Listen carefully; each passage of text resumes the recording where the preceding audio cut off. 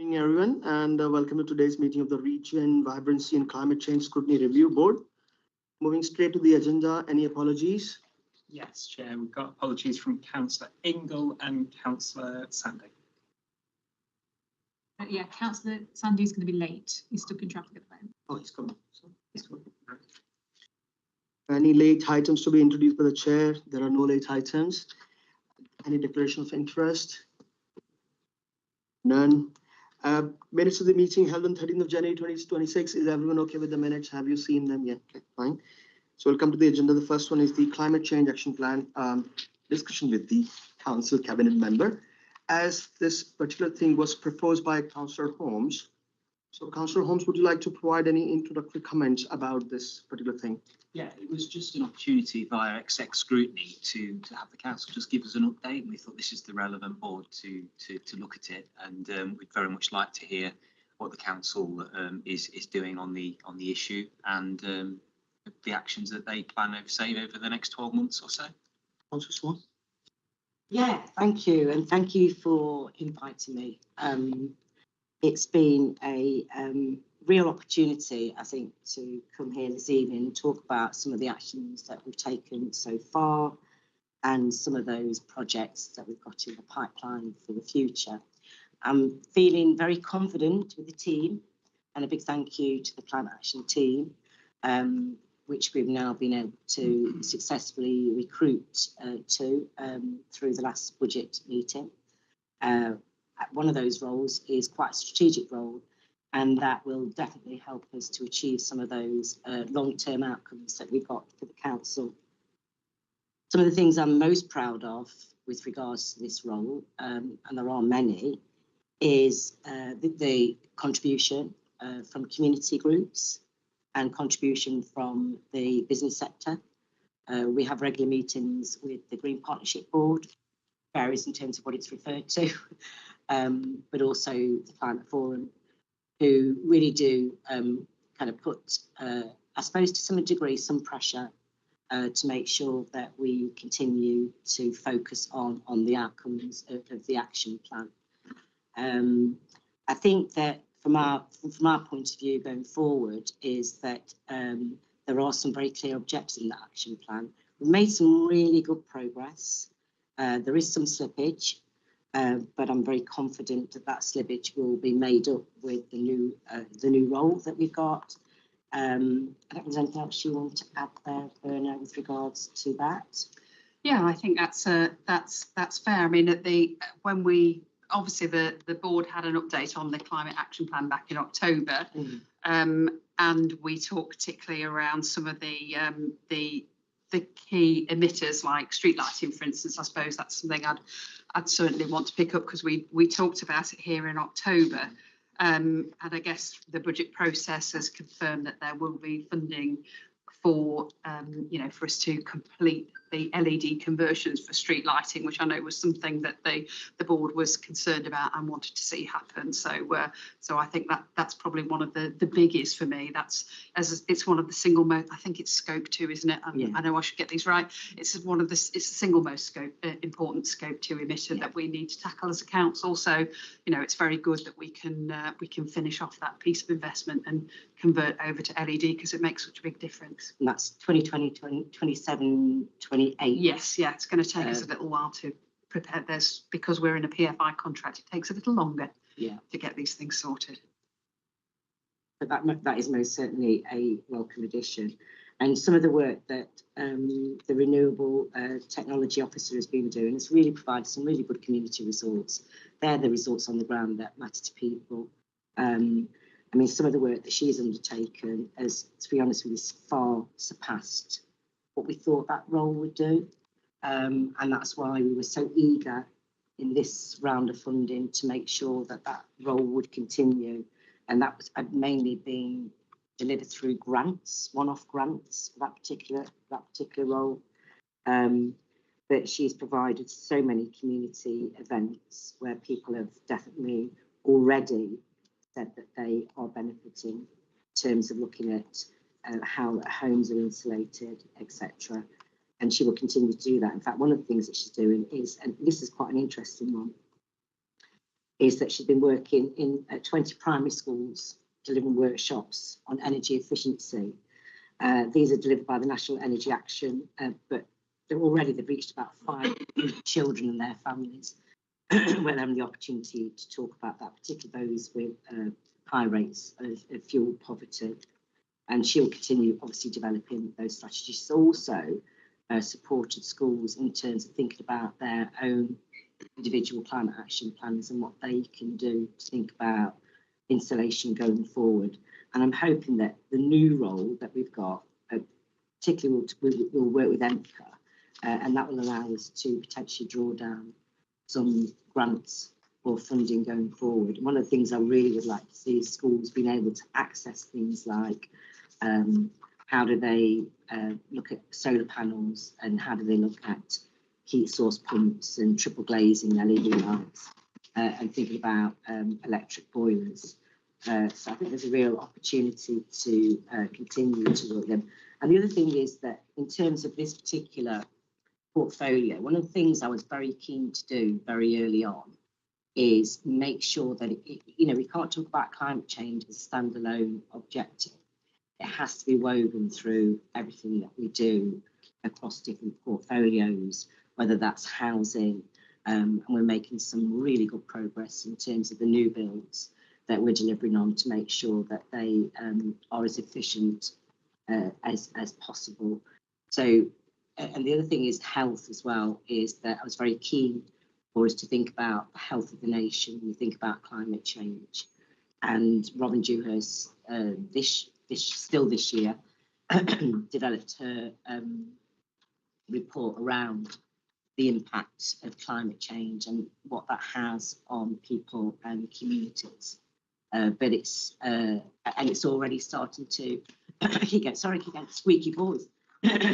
It's already starting to build momentum in terms of the interest around how we talk about climate change. We know that, for example, that we have been challenged politically as to whether we should rescind on all our climate change commitments in the chamber. And, we managed collectively, I think, to make sure that it still remains on the agenda, because we cannot let it be crushed, because we're making such good progress in this area of work, and hopefully that will continue. Thank you, Chair. A couple of sort of questions. I think in general, residents support measures if it delivers savings and improvements in an area. In terms of first of all, sustainable travel measures, I know that the council, because I've been involved myself, over the last sort of 10 years has put significant monies, mainly from government, into supporting sustainable travel, whether that be public transport or parklets to encourage people to walk. And I think it was the last meeting, Chair, where we talked about improvements to encourage walking routes, and we felt that was an area that really does need looking at, because whilst we have seen improvements to bus stops, we've seen the parklets, we've seen lots of other measures there. Examples including one in my ward, where we have a main walking route that's now linking new housing through to the district centre, is in such a poor state, and it's never seen investment despite it desperately needing it. There's 2 parklets on that route, and yet we've got a pavement which is a trip hazard, or is just not high enough quality for certainly for elderly people, those with mobility issues. So when are we going to see that joined up thinking in terms of improving walking routes, or even walking and cycle routes, to actually encourage people to get out of the car, give them the option to actually travel to the local district centre rather than jumping in their car? I absolutely agree with you, and I think that walking routes through parks have been neglected over many years. In fact, I think Chellaston is already on the map to have one of those walking routes, or those cycle routes, or shared pathways. There is an investment there. I certainly think in terms of, we've all got local ward plans, how are we thinking about that? How are we thinking about people connect from one place to the other? I thinking about those strategic routes rather than just something that people use occasionally. So I think we're already making progress on that, but I think there's more progress to be made, because I think the thinking has changed, certainly over the last 2 years, about how we do that and how much investment that is required. I don't know whether you've included that in your ward plan. Is it something that you? Well, the issue, Chair, the issue is quite frustrating, really, because you'd expect, current government, past governments, whatever, we get 60 million for sustainable travel over a period of time. I know, I've been in your shoes before. I would have very much liked to allocate some of that money to pavement, walking routes, cycle route investment. But it's not possible, because sometimes it's ring fenced. Most of the time it's ring fenced for certain things. It's very frustrating that we end up with better sustainable infrastructure, but some of the basics aren't improved. So it's just a message, really, for us to keep banging that drum, to see, because it's a double win, really, because you can improve the pavement, improve the cycles or cycle route, but also enhance the provision for sustainable travel. So it was just that point, really, to not speak on that, because I Yeah. do think that's a really, really important point. And we've got the Mayor Clare's transport plan. And I don't know whether you had the opportunity to contribute to that, but I think that for me, it isn't just about everything else, it is about connectivity. And I would hope that out of the East Midlands Combined Authority, that there would be an opportunity, and I don't know whether that, but that is definitely part of the scope of that work, to reconsider how we connect from one side to the other across our community. And very much agree with you that there needs to be a strong focus on that from local councils, but also from a national perspective. And it's something lots of campaign groups have campaigned for. And it's certainly something that we would definitely like to see some improvement. So if there is an opportunity at all to obtain further funding to do that, I think we'll be the first to put our hands up, because we know how important it is. I mean, it may be, Chair. It may be that it's very you can't get it out of government. In my opinion, it's almost impossible to get something which would improve pavements in a city or a suburb or whatever from government funding. It's just, for whatever reason, it's never there. However, there may be an opportunity, as you say, from MCA or similar to actually promote that. So anyway, but I will just come back to it as well. Yeah. Through my role on the transport committee. Yeah. You know, I can use that opportunity to try and drive that conversation, make sure that it is given complete consideration. I think it's strategically, it's not just all about ward plans. It always comes back to ward plans. The fact is that strategically, every single ward has key walking routes to promote sustainable travel, and also just make it more pleasant to be able to go into the linking areas in every ward, in every area of the city. So that's the key. I don't think it necessarily has to be via a ward plan. It should be a strategic plan that every ward can benefit from, with a significant pot of money. So moving on, just Chair, if I will. Can I just ask about, all councillors had an update a few months ago now about a citywide heat source project. Forgive me, I can't remember the companies involved at the time. It seemed an extremely ambitious project. I think was suggested it was going to be within the next 2 years where we may see works. That kind of like has just been an internal councillor briefing. We haven't really had any. As far as I'm aware, Chair, I don't think we've had a paper to any OS. So where are we with that? Are we expected to hear more about that, and maybe residents get to know about it as well? Yeah, the company's called One Energy, just for the record, and we are in the process of building an understanding. So building a business case around the current facilities that we've got. Understanding how they are currently powered and what that opportunity will look like. The reality is that connection will always cost money. So we need to understand what that cost is in comparison to the costs that we spend at the moment.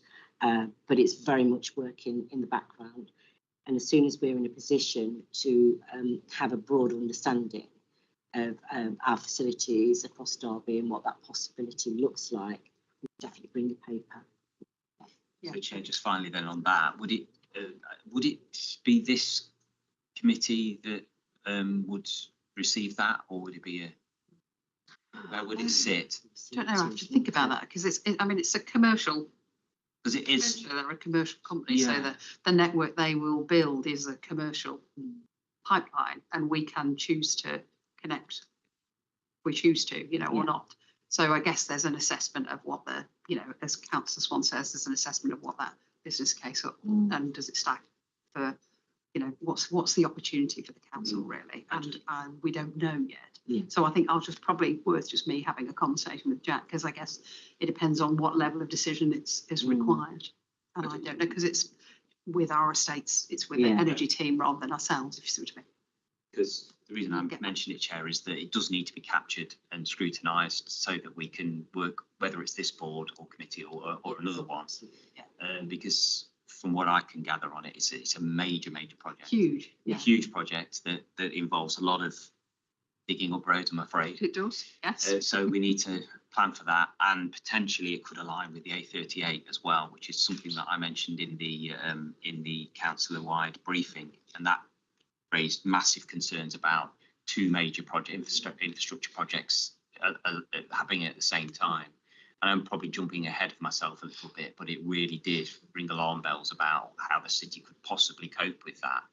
So it does need to be properly planned, properly scrutinised. So if it's not this board, whichever one it is, if we have that assurance that it will.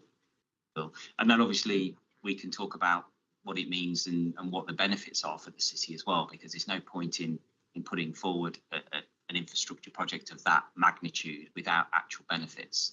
So it really does need to be properly scrutinised, Chair. Yeah. Anyone else? Questions for cabinet member?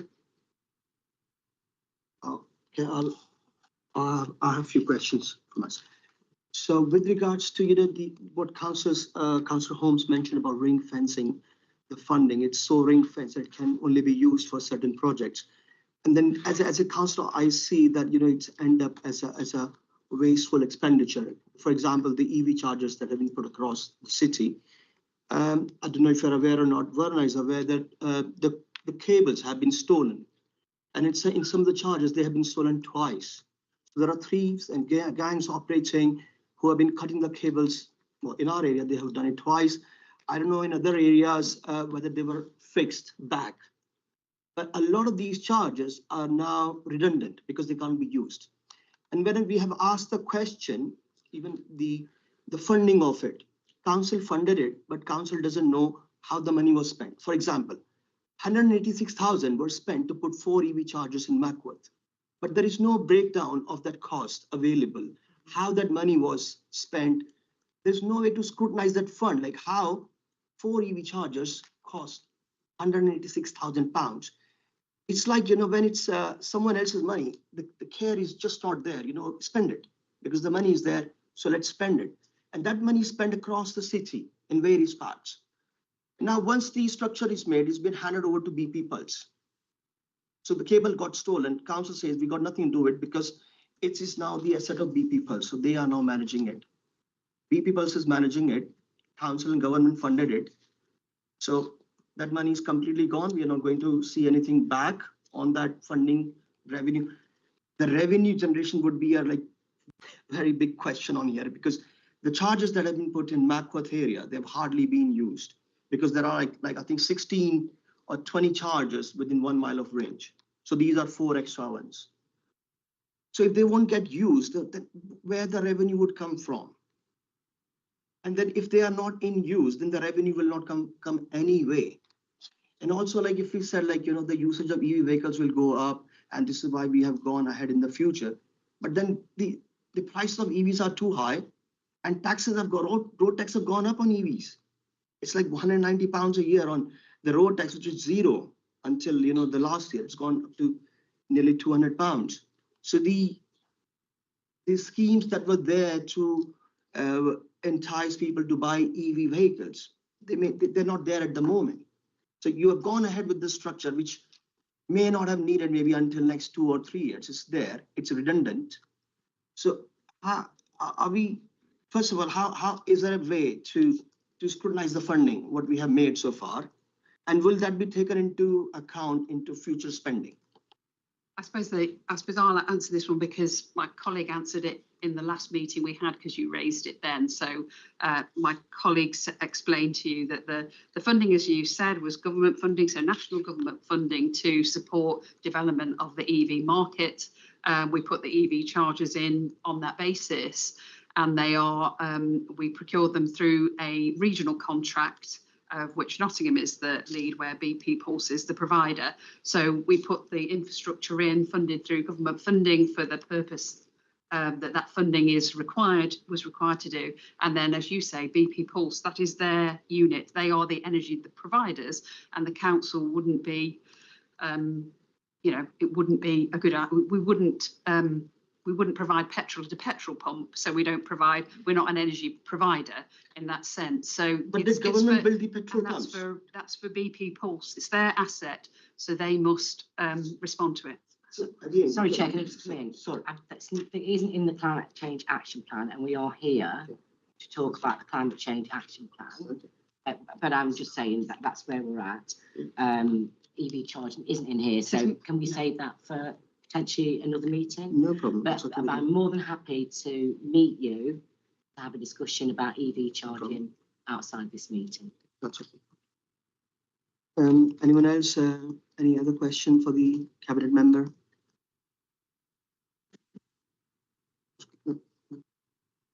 Thank you, Councillor Swan. Yeah. Are you staying to the meeting or? I might actually, if you don't mind. That's okay, entirely up to you. Oh, you know. All right, okay. I'll go and have a meeting with Bernard. You're more than welcome to stay. Okay. So the next agenda is Derby's cultural offer and its implication for the city centre. I will hand it over to Tammy, Robbie, and Mike. Thank you. Yeah. So I'll do the first half of the presentation, and Mike will do the second bit, which talks in a little bit more detail about our cultural organisations and our institutions and what we have more widely. I think the starting point is perhaps to be a bit more definitive about what culture means, and this is in line with the LGA definition of culture. So culture should not be seen only as the commissioning of arts and the production of events, but also as a tool that builds upon the heritage of the area, builds a shared vision and identity for the area that's steeped in history and has a wealth of cultural assets, builds the local economy, particularly in the context of tourism and creative industries, improves the local quality of life, and encourages engagement in community activities that provides new ways of tackling challenges around health and well-being. So very much around looking at culture more in the round than it just being sort of definitive things to do. It's more the impact of what that has for communities and different people around it. Aligning that also to our council plan for 25 to 28, which is to reimagine our city with culture and diversity at its heart, to explore innovative ways of nurturing and sustaining the city's diverse cultural and visitor economy offer, more people living, working and enjoying the city centre, a destination of choice, dynamic and diverse, to have an exciting cultural offer representative of our communities, and a more diverse and sustainable cultural offer as a whole.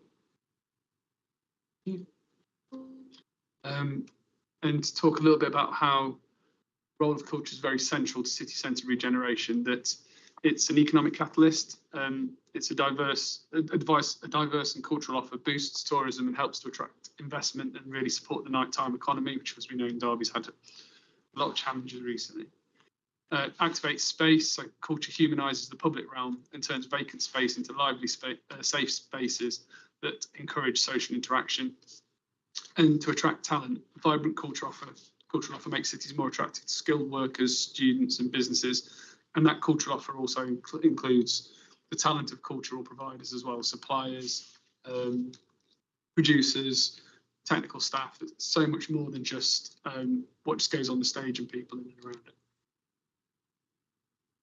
It's essential for placemaking. Culture fosters community pride and identity and celebrates an area's uniqueness and reverses perceptions of decline. It provides an enhanced experience, which is really important for city centres. Cultural activities and public art helps transform places from commercial zones to social and leisure destinations. And it's really, really important for social cohesion as well. So festivals and community-led events bring people together and helps foster a sense of belonging, civic pride and inclusion.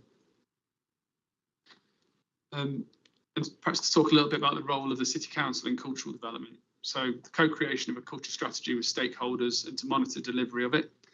To advocate and champion for culture and creative sectors in council partnerships, strategic planning and within new opportunities. To act as a cross-sectoral convener and connector, helping to broker new partnerships around opportunities and define needs. Support, facilitate and enable cultural events and activity in Derby, not just in terms of provision, but in a safe way as well, and helping event organisers to understand responsibilities. To provide expertise on arts and culture funding, to lead on major funding bids and to generate new investment. To devise, develop and to deliver strategic project activity that utilise arts and culture to achieve against social and economic priorities. And to support grassroots and new initiatives, helping to build sustainable practice and to retain talent. Not just in terms of what's already here, but for also the next wave of culture that comes through and to address gaps within it. And that note, I'll hand over to you, Mike, to talk a bit more about the organisations and their value. Yeah, thanks, Robbie. So cultural infrastructure in the city, it's an ecosystem. It's not just those organisations that we know about, the quads and theatres and so on. But those are the kind of leading organisations in the city. So we've got 8 what's called Arts Council National Portfolio organisations. These are organisations that are recognised to be working at a very high standard, and they receive regular funding from the Arts Council to maintain a quality delivery in the city. So combined, these organisations receive 2.7 million a year, which is investment into Derby, into Derby's cultural offer. So the organisations, there's Animate projects, which are very niche, make animated films they commission nationally.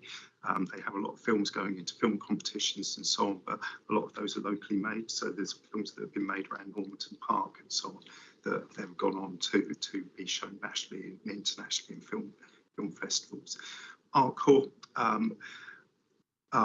an important organisation in the city. They started off at the Butterfly House on Normanton Park and have evolved and grown into a quite significant cultural organisation that now operates 4 venues in the city, covering artist studios, a ceramic studio, gallery space and community workshop space.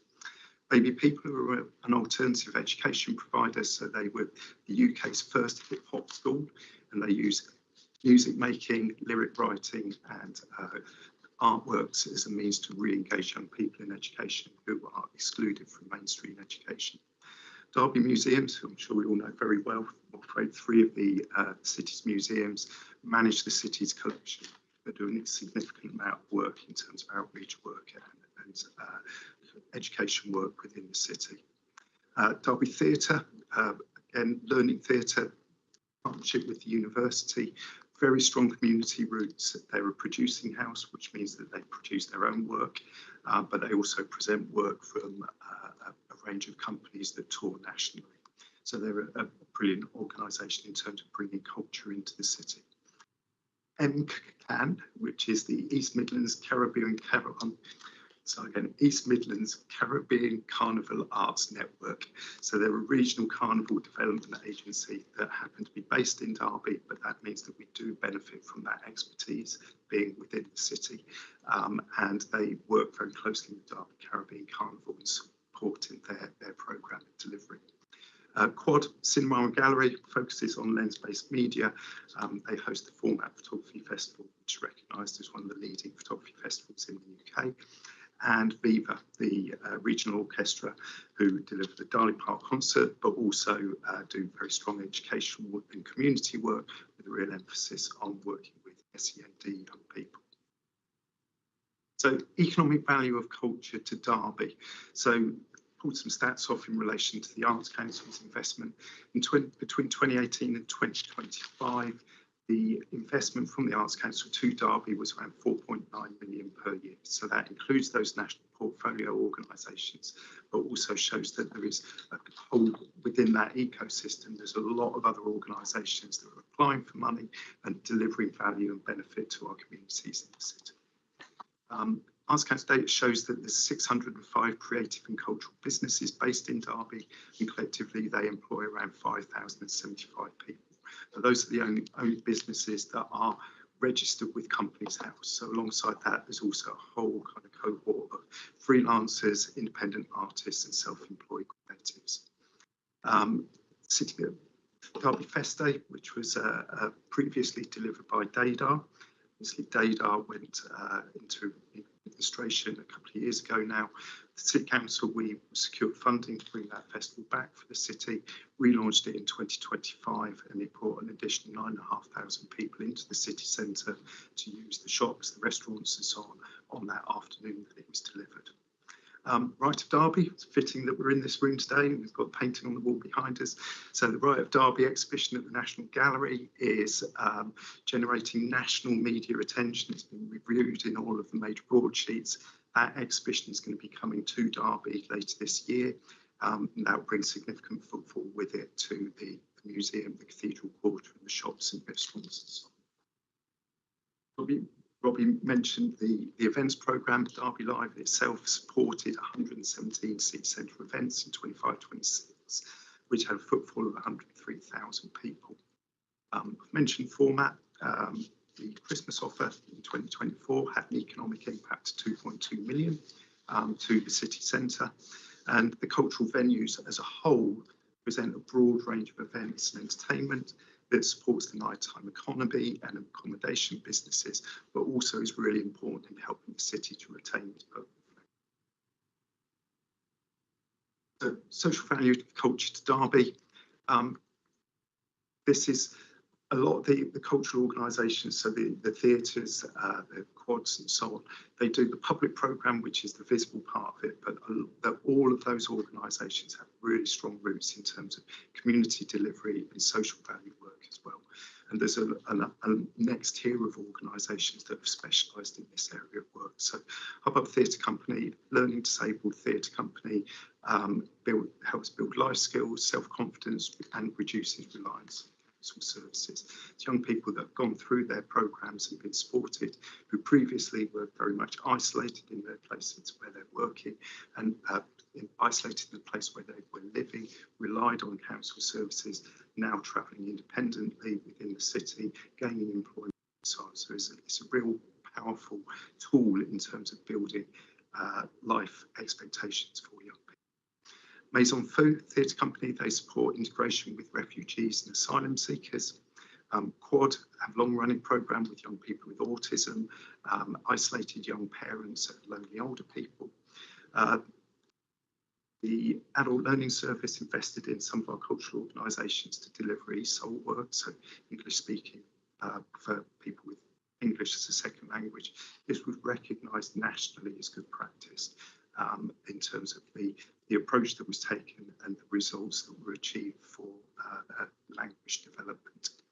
I've mentioned Baby People earlier. They're a brilliant organisation, building self-esteem, ambition, resilience, and challenging patterns of negative behaviour on young people who are quite often being kind of written off by society, giving them that opportunity to really show what their value is. Derby Theatre work with care experienced young people, building same self-esteem through self-expression and support pathways into Derby Book Festival. Apart from the festival they run in the city centre, they also deliver a citywide programme of shared reading, which works with people with Alzheimer's, dementia, and really supports improvement of quality of life. So, current context of cultural partners. The organisations play a key role in delivering a varied cultural offer for the city. However, the funding reductions that they've received, combined with increased building and operational costs, standstill funding from the Arts Council and broader economic and social challenges mean that that those are really impacting on their capacity. The cultural partners focuses on meeting financial challenges that the context of the context within the context that exists, but they're still trying to do that whilst maintaining that outward-facing program and considering their longer-term development. So it's a real balancing act for them at the moment. So really going back to those points that Robbie made earlier in terms of those vibrant city priorities, the cultural sector, whilst the ambition is there at a city level, the cultural sector doesn't fully have the capacity to deliver against that ambition at this point in time. So financial support that the council and other partners has been able to find recently to support organisations has been mainly focused on those larger, more established organisations rather than grassroots developments.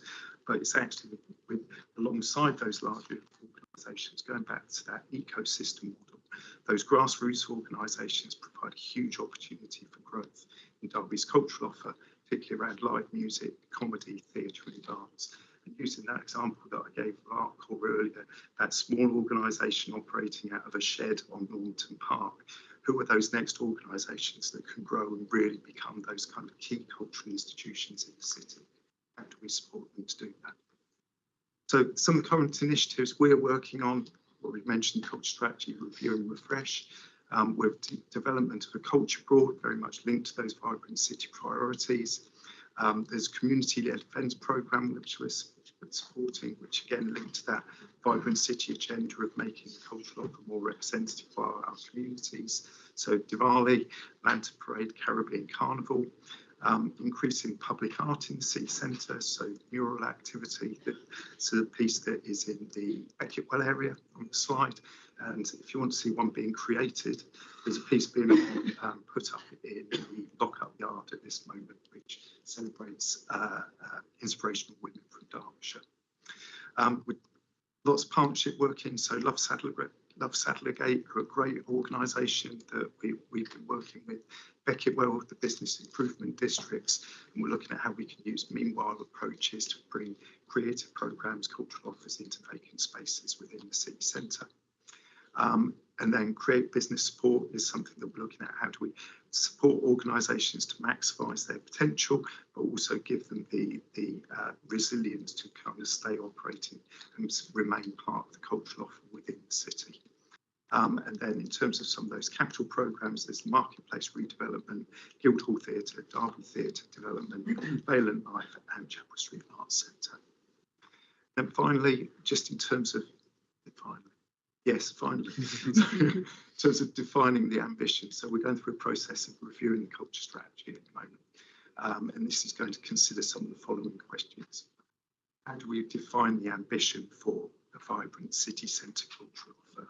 What does good look like for Derby? What's the right mix of activity? So we've got some real cornerstones there, but are there things that are missing? How can this be realised? What are the resources and funding required for that? Where can that come from? And what role should DCC be playing in delivering a vibrant city cultural offer? The other partners and stakeholders that should be working alongside us. So I'll pause there. Well, thank you very much for the presentation. And before I open it to everyone, I would say, the Love Saddler and the few of the events that have taken place in the past few years that have kind of given a positive feel to the city of Derby. And if someone comes to Derby for the first time, that there is a lot to, historically there is a lot to see. Although people always like to moan and moan, but there is the brand is there. It can be built. So yes, thank you for the presentation. Councillor Rawson. Thank you. Yeah, very interesting presentation. Thank you. Couple of questions. One, in terms of where many of the organisations that you've mentioned get their funding from these days, because where that's not easy and or constantly changing. So that'd be a bit helpful to understand how this activity is funded. And secondly, in terms of we did the City of Culture bid a couple of years ago now. So perhaps just a little bit about the legacy of that and how we're building on that, and are we considering going for that again in the future? I'll let you answer that. I'll pick that up. So in terms of the funding models, I would say it's kind of a mixed economy model for most of the organisations. So the main organisations that I had on that list, they get the core funding from the Arts Council. Most of them also have kind of a commercial element, so ticket sales for events and so on, but also class activity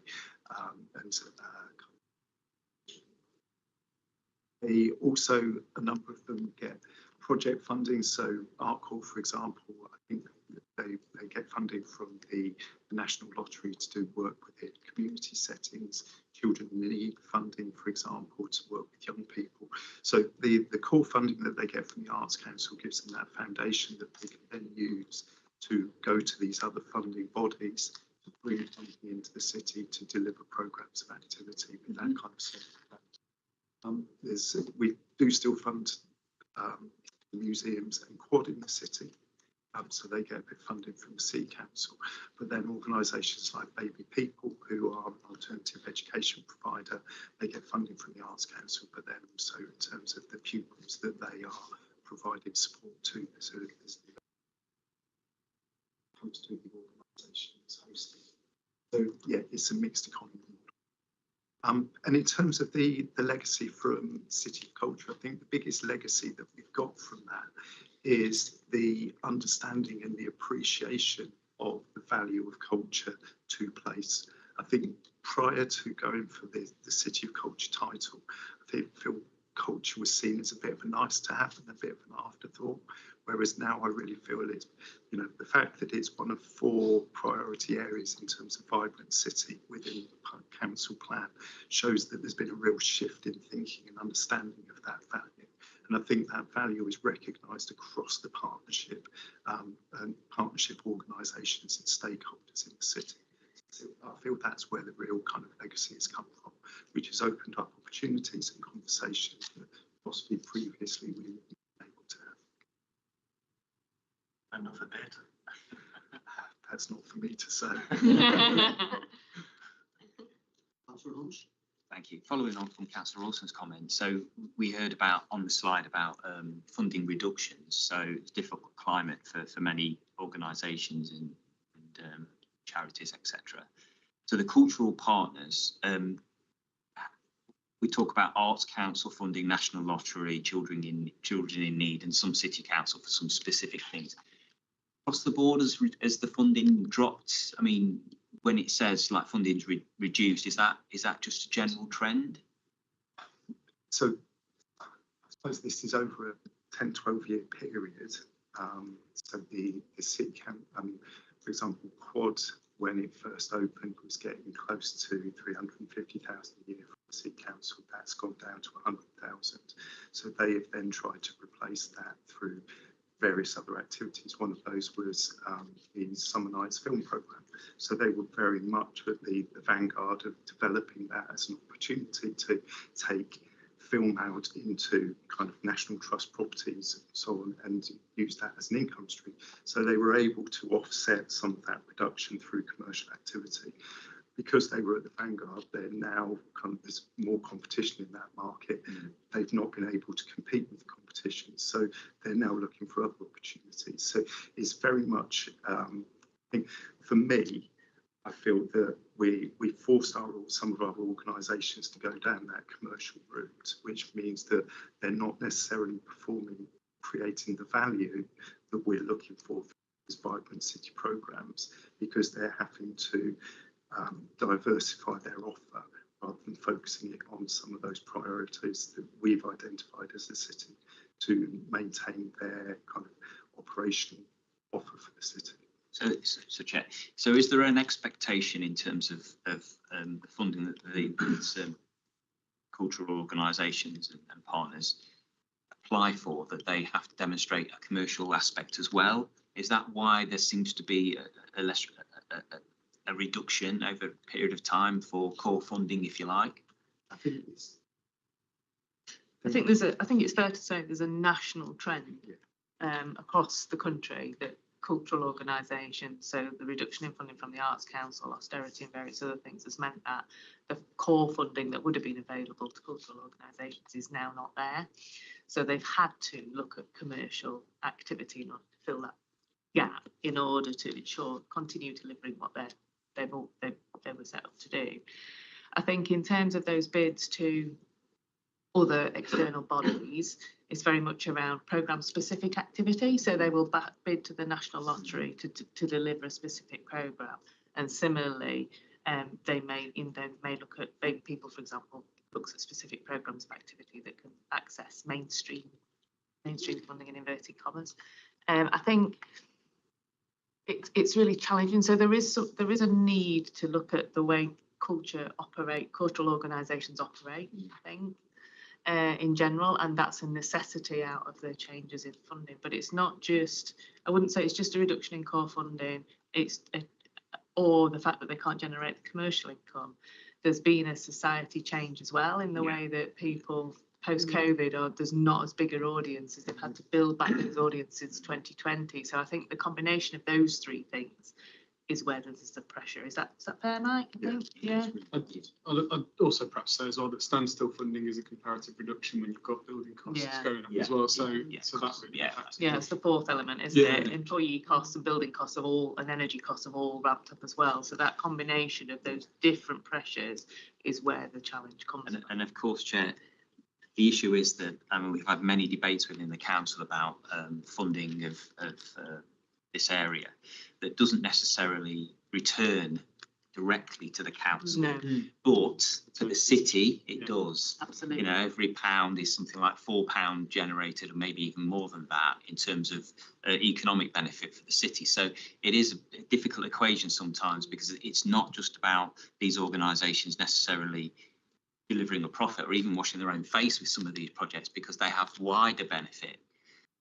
So it's a difficult one, really. When it's sad to hear that they're not necessarily getting the funding that they need, if you like, from the various organisations that in the past have, they rely on them, don't they? So as a case in point, Christmas, which cost about 150 grand, yeah, return of 2.2 million, but that is also keeping businesses for 4 months. That in that 4-week window, and that then is business rates and the wider picture of where it does benefit the council, but does it not through the direct funding that you go back in. So just moving on to one more question. Sorry, it's really important. Councillor Carr, you go first. Okay. Thank It you. will be a long wait for you otherwise. Sorry, hogging it. I was just going to say, I attended the Diwali events in the winter. It was absolutely brilliant, and it didn't occur to me that we didn't actually have a regular Diwali event going on in the city. Growing up, I think we'd normally get the train to like Leicester or maybe up to Birmingham to see anything like that. So to make that an annual event would be amazing. So that just makes me think there must be other things that people travel out the city for that we could bring into the city. So what is our kind of almost, I think maybe consultation might be the wrong word, but what is our way of finding out what it is that people want? How are we doing that actively? For example, are we talking to parents in schools and saying that, when the summer holidays come around, what do you want to see? And then in terms of the organisations that are already doing some brilliant things, how are we collecting feedback from people that are attending? Because if there are, for example, if we can help them in any way, say improve accessibility to some kind of thing, or provide translation, or help them with their comms in a specific group where they might maybe are able to reach a certain group of people in the city, how are we helping them? I suppose it's quite a varied. They're quite varied questions with varied answers. So, for example, with the Vala, we worked very closely with ArtCore, who very much curated the activity that went into there, and we provided the building support with the market hall and worked with them and managed to utilise a little pot of funding for them to then use and to make that Diwali event. And I was there as well. It was an excellent evening. It's really good. And I think for me, because Rashida asked me to sort of pop up and say thank you for everything and all of that, but when you look out into the audience and you see the proper representation of Derby, but of all its different, its diverse background, it was a wonderful thing to have. And I think working with our cultural partners and with cultural stakeholders, that's a really important part of that process. In terms of getting feedback it's very difficult if it's not ticketed because you don't get the audience details. So we had a similar thing for Fest Day where we know we have 9,500 people, but we don't get 9,500 email addresses. Whereas if you're going to see a show at Valent, for example, 2,000 people there, you get 2,000 bits of feedback potentially from having an audience build up. So we have to kind of work as clever as we can with that. And I think there's probably wider bits of consultation and conversation to be had around where we can look at some of those gaps more widely. I think it's kind of been, as always, kind of operating the best we can with the budgets that we've got. But I think the good thing we have is really strong relationships with a very diverse set of providers doing very different things. So we get very good information around it, and then it's really capitalising on opportunities as and when they come along, which with Diwali we did. Councillor Holmes. Yeah, thank you. So Derby celebrates 50 years as a city next year. So I'm assuming we've got some plans afoot to celebrate it culturally. Is it going to be a big thing for us next year? Officers going to be working on that and letting us know what's planned? It's very early in the stages, but yes, I think it's important that we recognise the significance of, the cathedral being 50 years old, Derby being a city for 50 years.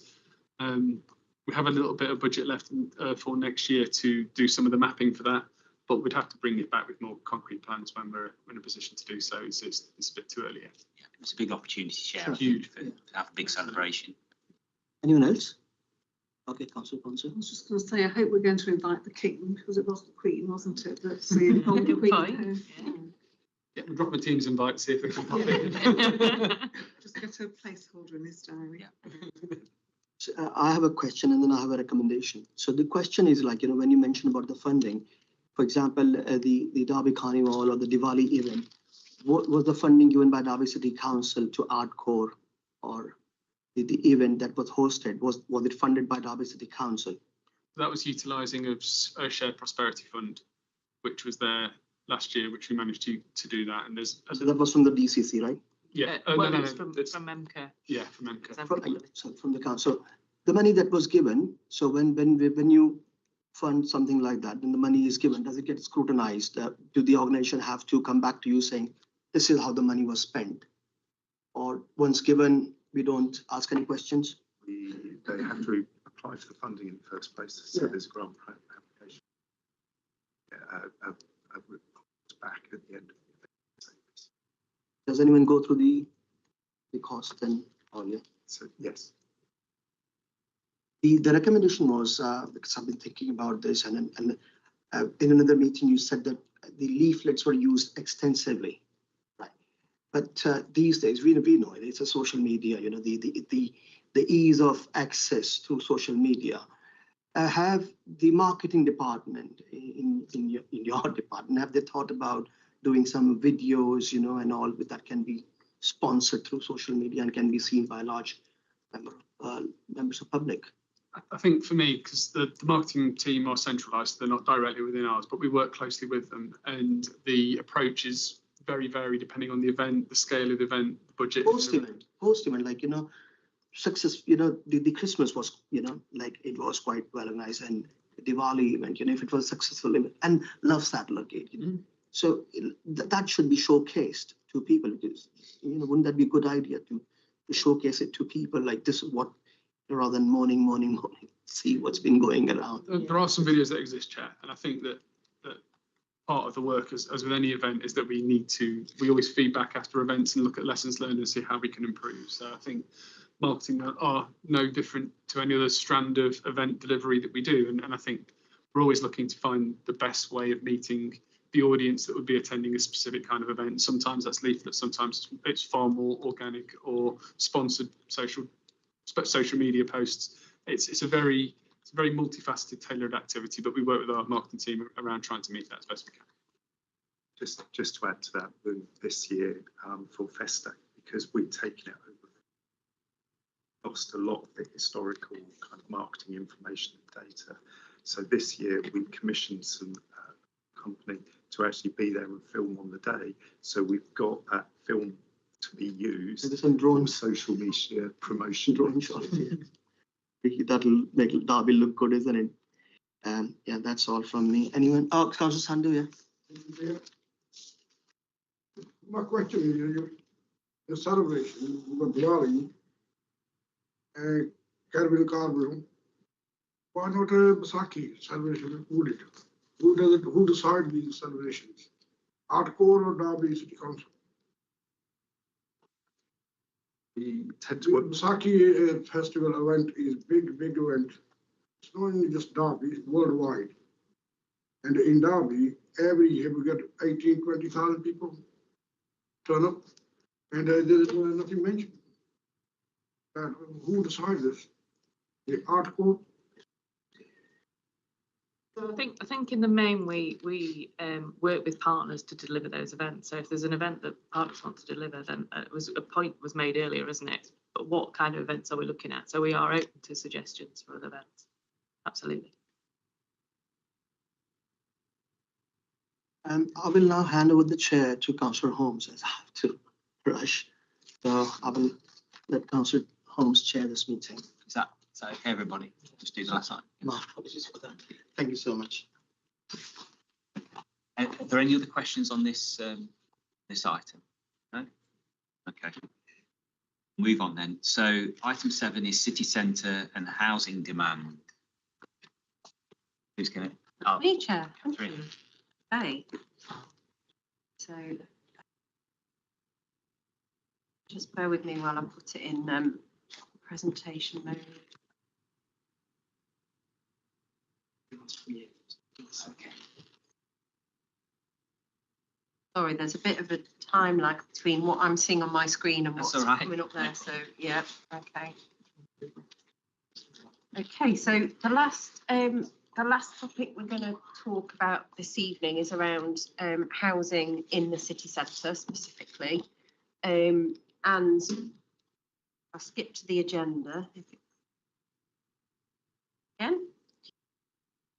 So how we're proposing to take you through this is firstly having a look at the targets, because I think part of the work programme challenge was what are the targets associated with city centre housing within the context of the wider local plan that's out for consultation at the moment. What are some of the challenges, opportunities and risks associated with that quantum of housing delivery in the city centre? A bit about housing demand, because part of the demand comes from the targets that are set, but we have to make sure that is aligned with the kinds of housing that we need for the communities that we have. So there's a bit about housing demand.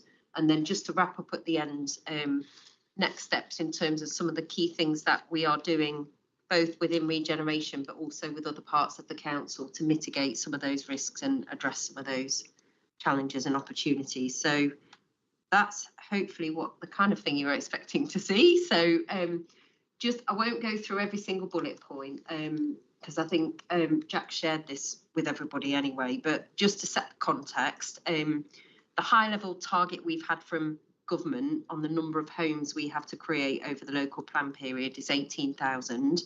A proportion of those we are meeting through our partnerships with the neighbouring authorities and our obligation to cooperate. And the draft local plan that I'm sure you all know about and have had a look at therefore includes a target of 12,500 new homes across the whole of Derby City over the plan period of 20 years. So within that, we've got an ambitious, but we think deliverable target for the city centre. And that table at the bottom just breaks down where that 12.5 is going to come from. There's a chunk from work that's already been completed in the run up to the plan being published. There's existing permissions, obviously, and then there's new housing allocations both outside and inside the city centre. So on top of the permissions that we've already got in the city centre, there's an additional 2,700 new homes that we have to deliver. So that's just a bit on the kind of numbers side of things. And then within the city centre, this is just a bit of a plan, and then I'll go into a table with a bit more narrative. Within the city centre, and this is also in the local plan as well, in a bit more detail, there's a number of specific sites that have been allocated where that number might come from. I won't go through every one in detail, but what this slide is really representing is, number one, we know where we'd like to create the homes spatially on what sites. Number two, we've got an idea of what capacity might fit on those sites. And number three, they are all at different stages of delivery. So if you look down that right-hand column. For some of them, so one Cathedral Green, for example, that's owned by Wavensmere, that has a full planning consent in place, and that is we are expecting to see delivery on that site in the near future.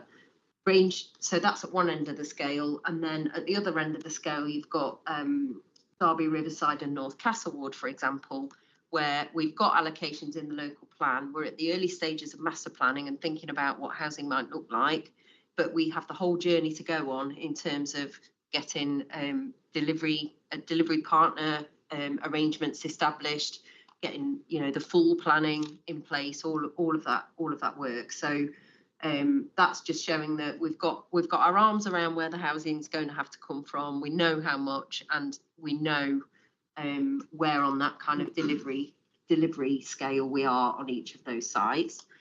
I'm sorry about my voice, by the way, and I'm sorry if I'm shouting. I've got blocked up sinuses.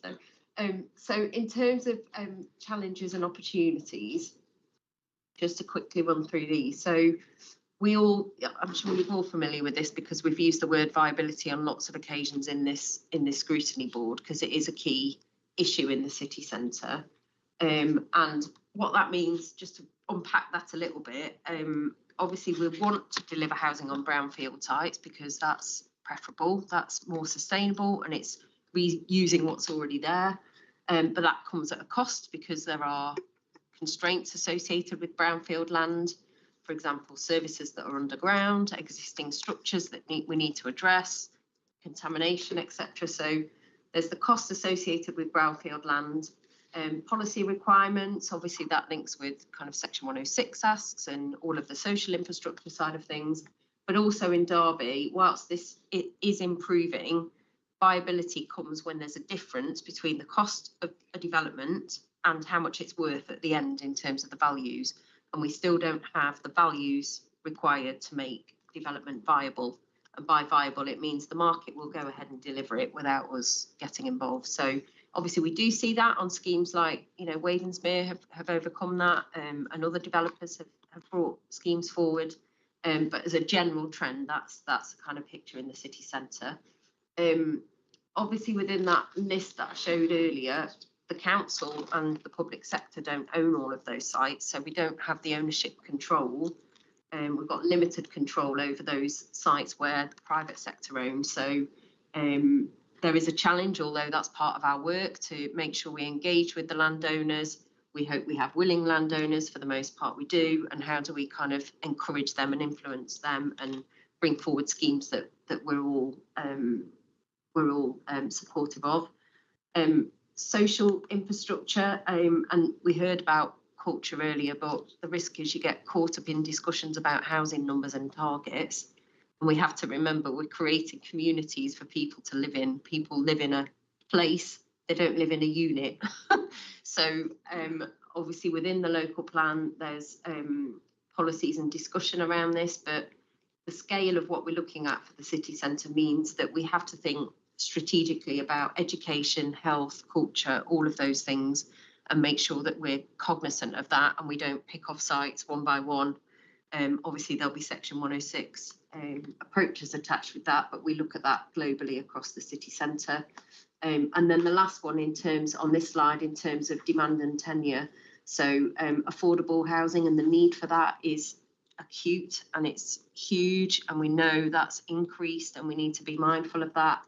And we need to deliver the right housing to meet that affordable housing demand, but also to meet the housing that people need generally according to the demographics. And we've got a local needs assessment that tells us a bit more about that. So that's some of the challenges. In terms of the opportunities, I've mentioned already, it's a policy priority at national, regional and local level that we brownfield land first. So that's an opportunity because that's what we have in the city centre.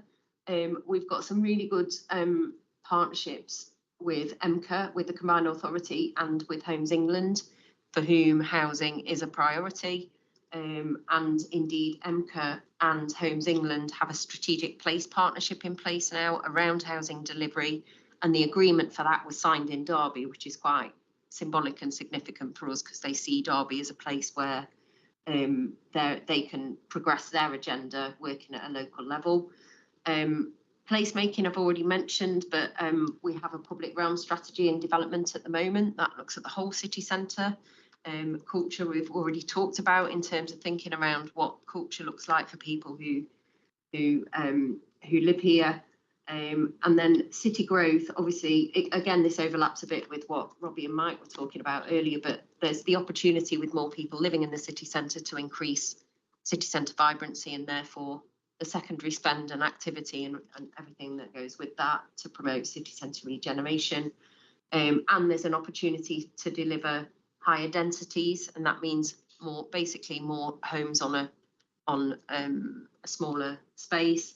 And use that as an opportunity to create some landmark schemes and more gateways and arrival points for the city as part of our whole urban growth approach. And then the last few are really, we've done some great work at Castleward and Becketwell, and we'll touch on a little bit of that in a moment, but we've got a chance now to keep that momentum going on those really important regeneration schemes. Our City, Our River, we know that scheme was designed and brought forward in the knowledge it would unlock land behind the flood defence that could be brought forward for housing. And there's a lot of work happening around the station, the rail station at the moment, really with the objective of delivering housing, but also using that as a way of improving the arrival experience for people who arrive on the train into Derby and then make their way into the city centre. So that's another opportunity as well. And that aligns with a national agenda for promoting housing growth around rail stations. So we're on that list essentially. So just very quickly, a couple of examples of track record. And these just show the different ways in which we have delivered housing and our involvement in it where the City Council's concerned, and some of those things we might take forward into the next wave of development. So the Condor scheme at Becketwell, that was the first build to rent scheme in Derby. And that's important because it's a particular model of housing that many cities have seen and that suits particularly some of the working population that we have in the city that want that build to rent product. We didn't have it and we do now. And that delivered 260 apartments and exceeded their take-up target. So I think this isn't wholly accurate, but broadly, I think they achieved within 4 months occupancy rates they expected in the first year. So they did exceed targets. Obviously, Friargate Goods Yard, and that's an example along with Nightingale Quarter, where Wavensmere have delivered housing, but alongside that have reused and are reusing key heritage assets in the city for some of those social infrastructure uses that we mentioned earlier. And the next two, Castleward's been a very long-term programme, and a lot of the challenge at Castleward has been multiple land ownership. So obviously Nightingale Quarters, one site is easier to develop volume on one site that you have whole ownership and control of. In Castleward, when we did the compulsory purchase order, we had 47 interests that we had to acquire. That's free people who owned land and property, so the freeholders, the businesses, other kind of utilities related interests. So it was a huge endeavour. We've done it, and we need to. We're in the process of transferring the final parcels of land across the compendium to deliver the final phase in that first wave of activity at Castleward. So there's a lot to build on there. And then DRI, as I say, I've already mentioned in terms of track record. And then finally, just on risks and mitigation, we've touched on some of this already. We mentioned funding, and obviously the risk there, it's success. Historically, when we bid for funding, you're not guaranteed success and you're in a competitive environment. I guess the mitigation there is we're increasingly developing more of a programme approach with MCA. So rather than bid for individual projects and sites, we will develop a pipeline of activity with them and they will allocate funds to help us deliver against that programme. So that mitigates the funding risk because we'll have a better idea of what quantum of money we've got over what time period to deliver. Land assembly obviously controls everything. If you want to have control over timescales and delivery, you need to control ownership, but we're not going to be able to do that obviously on every site. So on those where we do see the council or the public sector having a kind of lead delivery role, there are risks around acquisition in terms of cost and timescales, etc. And I guess that just comes back to what I was saying before. We have got experience as an authority now with CPO on Castle Ward, and at Beckett Well we did the land assembly piece, so the council bought significant proportion of land that was in disparate ownership to then allow the Beckett Well scheme to come forward. So we've got that foundation. And development partnerships, obviously the council doesn't always build the homes ourselves, clearly, so we need to have those partnerships in place with the development industry. And again, the risk there is making sure that we get the right partners in place and there's a strong, we understand what the market appetite is for delivery, but it is resource intensive. So mitigation there is, we've got examples of where Compendium, we've worked with them for a significant amount of time on Castle Ward, so they are a trusted partner there, and we're working with Vinci Ion and St James Securities on other schemes. So how do we take, it's not so much solely the partners, but what have we learned about the arrangements we've put in place with those partners to help us deliver in the most effective way. And then landowner relationships I've already talked about in terms of making sure we've got those relationships, and we have that, but we're building on it as well. And then the final set of risks, obviously planning. People often see, rightly or wrongly, probably wrongly in Derby's case, I would say, planning as a constraint rather than an enabler. And obviously in terms of mitigating that, we have the local plan in preparation that sets out some of these things, and we've dedicated a post in the Regeneration service in my team, who's recently joined, specifically to look at housing and housing regeneration, alongside other staff who already do that. Supply and demand we've already talked about in terms of making sure that schemes deliver homes that people want, but also that we phase it as much as we can, so we don't have floods of housing coming onto the market at the same time, which part of that we can control. We can't control all of that if the private sector are delivering, but being mindful of that risk. But phasing delivery and having a balanced policy mitigates that. And then place making, as I've said, the risk is we've got disparate schemes that don't connect with one another, and we've got viability challenges. So I guess the mitigation there is aligning with the public realm strategy, making sure that we deliver public realm alongside development schemes themselves, and then all of the social infrastructure considerations we referenced as well. So I won't go through all of this. You can look at this at your leisure, but this was just to give context that we know, firstly, what affordable housing demand exists in the city. Secondly, what type of home sizes by home types we need, both affordable and market. And then in summary, obviously within the local plan, we're trying to balance those competing priorities. We need to make sure schemes remain viable, but we also need to make sure we get the right mitigation in place through Section 106 agreements, etc., to meet all those needs. So that's a bit on demand. And then finally, next step. So what are we doing now, and what are we going to continue to do? We're going to keep going in terms of our engagement with existing landowner and developer relationships. That's really important. There was provision made in the MTFP last week with an amendment to include 150,000 of budget to support. I've listed everything that we're hoping to build into that commission, but it's looking strategically at all of this really across the whole city centre. What sites have we got? How much can we fit on there? What can we start doing some master planning? What will it look like? And some of the kind of market-facing activity as well around how we're going to deliver it. Ongoing, obviously, connections with the public realm strategy, the culture work, and keeping social infrastructure in mind. And then finally, the MCA pipeline work that I referenced earlier as well, just making sure that housing's an integral part of that pipeline that we work with MCA on. So there's a lot there, I appreciate, but hopefully that's told a story from target through to delivery of what we're working on, and some of the risks around that. So Thank you very much. No, thank you, Catherine. Any questions from the board? I've got a couple. You'd be surprised to know. Councillor Rawson. Thank you. It's really interesting to see all of this sort of pulled together in one presentation. Mm.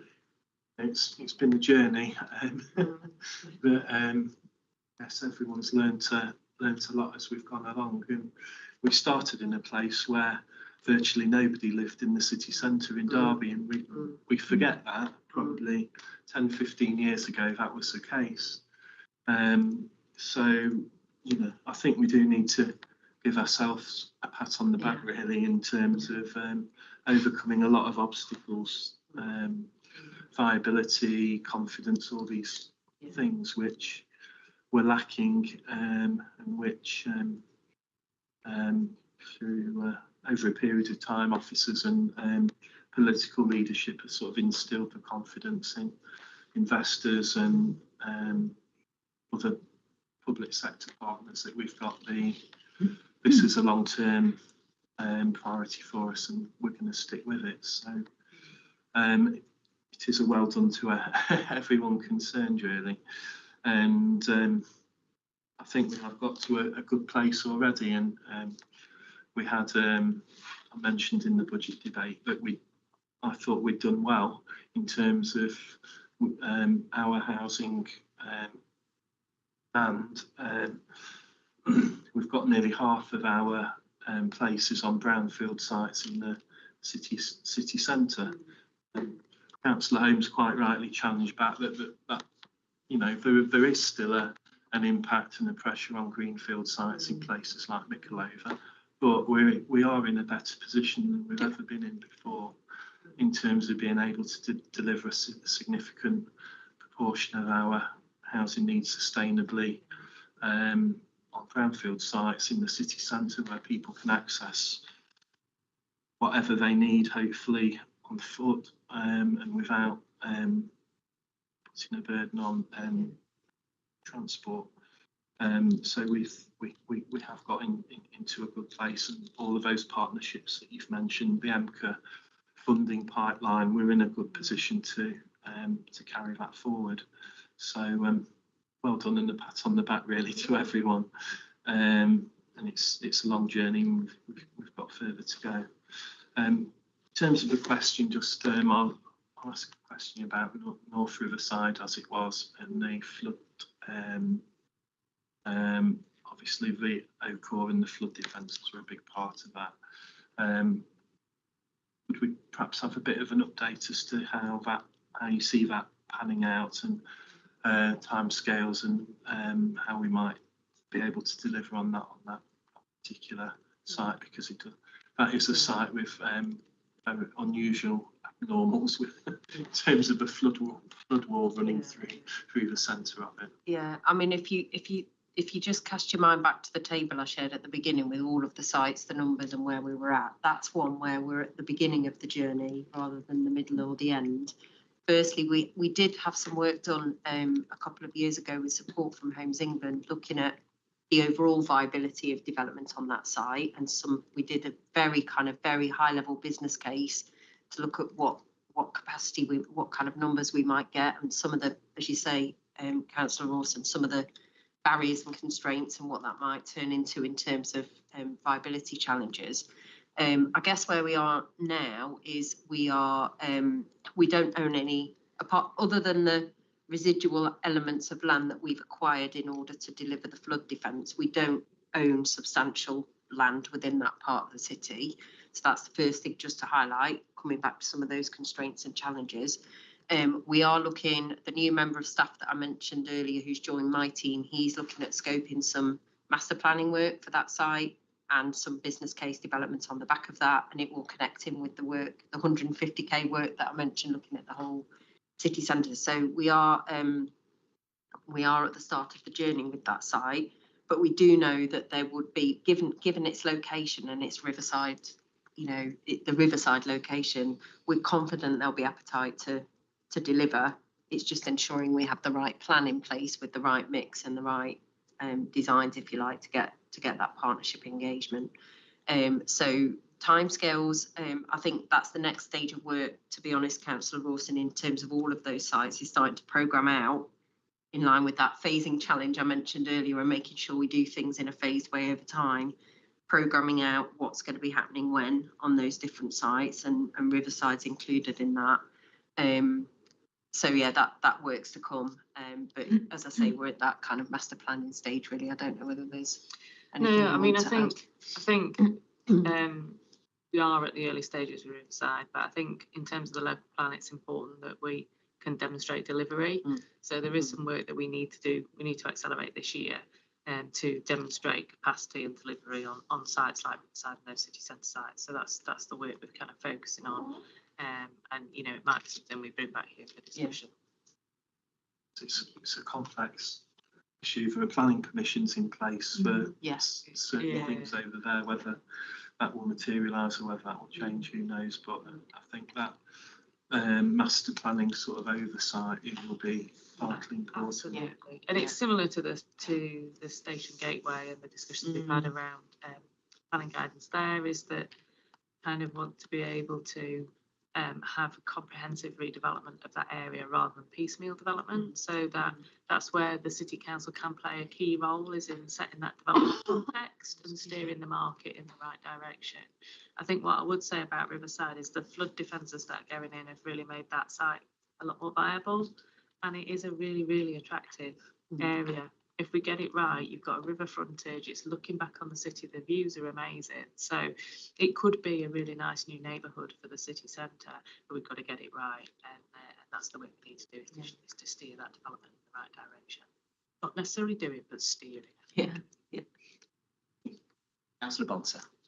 Yeah, I'm just thinking about the relationship between the density, the height of buildings, and the Derwent Valley, the World Heritage Site, and whether we're able to steer in some ways. I know, for example, on Cathedral 1, the design sympathetic to the context, if you like, in terms of the silk mill and the cathedral.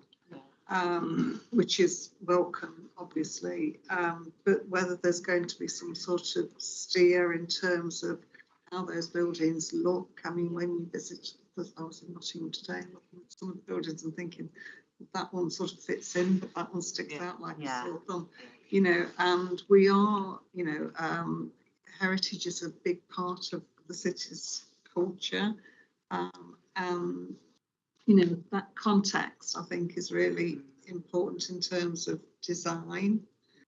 How much say do we have over that? So we've got we've got a draft design guide at the moment, and we've strengthened the planning team with urban design advice, which is really starting to have an impact now in terms of design quality and a really clear statement that we want high quality design. Obviously, where particularly with Riverside, it's in the buffer zone of the World Heritage Site, so those considerations are picked up, but we are driving quality in Derby now. It's a real statement that we expect to see good quality. We've got a couple of new tools, I think, that's important to understand. So we now have a digital twin of the city and a 3D model, which is absolutely brilliant, and a tool that certainly I've used in the past, particularly it's really useful in terms of assessing heritage impact, because you can physically walk down streets and see what the buildings will look like when they're built, which will be a real coup for us. And we've got the new design optimization service as well, working with our own design team to build a much stronger design quality. So we are, I think, as an authority, we're saying it's got to be good quality now. It's not just got to be good enough for Derby, it's got to be high quality and right for the city, because we, as a city, we're ambitious, and that means we need high quality design. I think the problem is when things come to planning committee, and many of us sit on planning committee, you know, there's this overriding, you know, there's the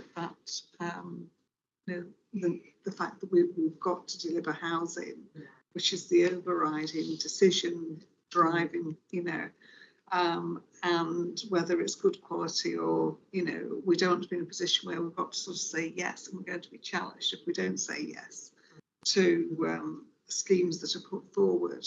You know, we want them to come forward and be of good quality.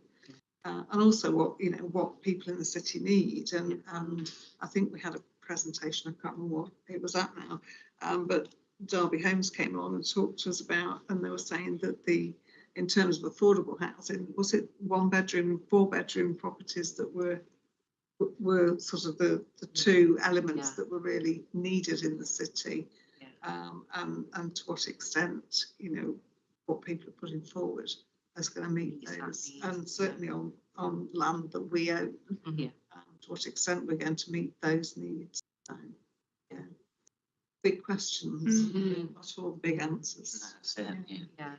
And I guess, as Tammy was saying, firstly, there's those tools that we are introducing to encourage and enforce, in some cases, better design by particular guidance and being able to visualise through the 3D model.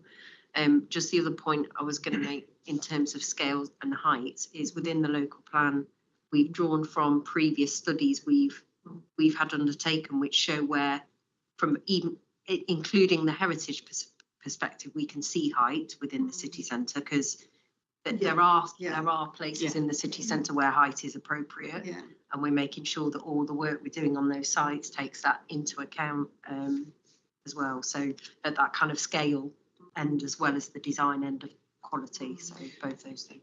And I think the other point I would say in terms of viability, because you will always get that pushback, well, brownfield's hard, it's difficult, it's expensive. I think that's where we need to work really closely with MCA and Homes England to say, so if we can get additional funding in this to address the viability challenges, that enables us to push the design quality. So if you are, in receipt of grant, you should be doing a high quality scheme. Thank you. A couple of questions from myself. MIPIM's next week, and do we have a presence there? And if so, is the focus going to be on any particular sites that we're promoting potentially for resi development in the city centre? So MIPIM is next week. MCA are representing the whole of the region, so it's an MCA representation this time. And we are, the focus is on the Trent Arc, which includes Derby City Centre and the area between running through to Nottingham. So that will be the focus of MCA. There will be promotion of sites, but they're kind of the sites that have been, we've taken previously. But we, as Catherine said, they're all in slightly different stages. So you're looking for slightly different things on each site. I think the bigger prize for us actually in the way that things are moving in the property and development world is actually UK Reef is a bigger event now for UK property and development sector.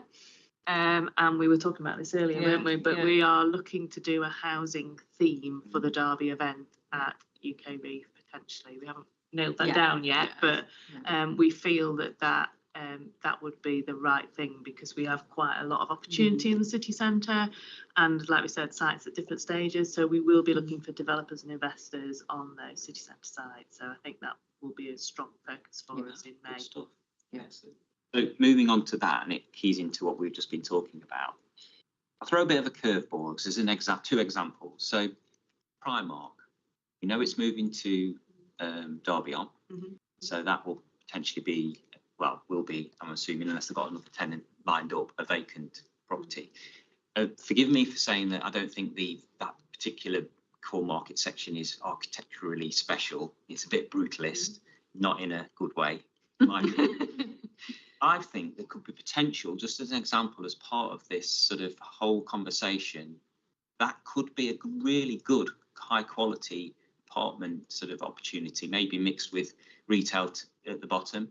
So that site is just an example of how we may be able to think outside the box and talk to owners, developers, if there's a deal to be done. But also, when we talk about the Riverside, that's obviously still something which has huge potential, and we've got, again, not owned by ourselves, but Derby on have the large car park building, so that the principle of a building of that size is established, so no real planning issues there. That, for me, could be a potential really high quality residential sort of development as well. So when we talk about and the amendment was very welcome, by the way, so it's good that this all fits in together. those two examples is that the kind of thing we're talking about here, where we can grasp, hopefully talk to various landowners, building owners, investors, developers to say, look, there are opportunities in the city. You know, what we can work with you to deliver high quality apartments of the type that's been mentioned, that we know is greatly needed. So is that the kind of thing that we're going to be looking at? Absolutely. And so you'll see, if you look back at the presentation, there's a line in there called windfall sites. Yeah, I was just going to that.